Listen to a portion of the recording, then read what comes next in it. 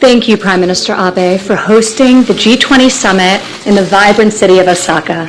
And thank you for your steadfast commitment to women's economic empowerment. One of my first international trips as part of the administration was at your invitation to Tokyo to talk about events and issues that we're talking about here this morning. So I'm grateful for your steadfast focus and your leadership on this critical issue. Queen Maxima, congratulations on your bold new initiative. Under your leadership, undoubtedly, the W20 acceleration platform will achieve great things, so thank you. It's truly an honor to address so many heads of state who have joined us here today. I applaud the leaders in this room who have pioneered important reforms to elevate one of the most undervalued resources in the world, the talent, the ambition, and the genius of women. We are united by a shared goal. We believe that women's inclusion in the economy is not solely a social justice issue, which of course it is. It's also smart economic and defense policy. As Queen Maxima noted, if women participated in labor markets equally to men, global annual GDP could rise between an estimated $12 trillion or $28 trillion by 2025. Research further has shown that states with higher female participation in the labor force are less likely to use violence or military force to resolve international conflict. This is critical. Underscoring this, more than 80% of the lowest scoring countries in the Index for Gender Discrimination have, in fact, experienced armed conflict in the last 2 decades. Despite this, in more than 100 countries, women still do not have equal rights under the law, including opportunities to work in certain professions, purchase or inherit land, own businesses, or access capital.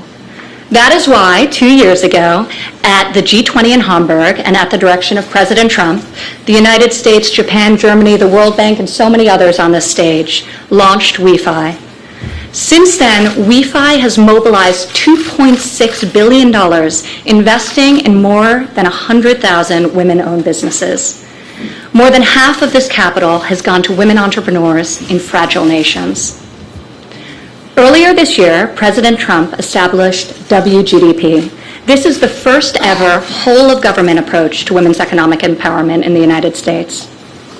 Our goal is to reach 50 million women in the developing world by 2025, and we will meet it. WGDP focuses on 3 pillars: vocational education for women, empowering women to succeed as entrepreneurs with initiatives like WeFi, and eliminating the legal and cultural barriers that prevent women from fully and freely participating in their local economies. Over the last several decades, the countries represented here today have made significant progress to recognize women's rights and economic potential. Back at home, President Trump has reduced taxes on working families, increased access to quality childcare, prioritized the first ever nationwide plan for paid family leave, and increased capital to women entrepreneurs. As a result, in the United States, the women's unemployment rate is at the lowest level in 65 years, and in the past 2.5 years, over 60% of all new jobs created in America were secured by women. But every nation, including the United States, can and should do more. We must continue to prioritize women's economic empowerment and place it at the very heart of the G20 agenda.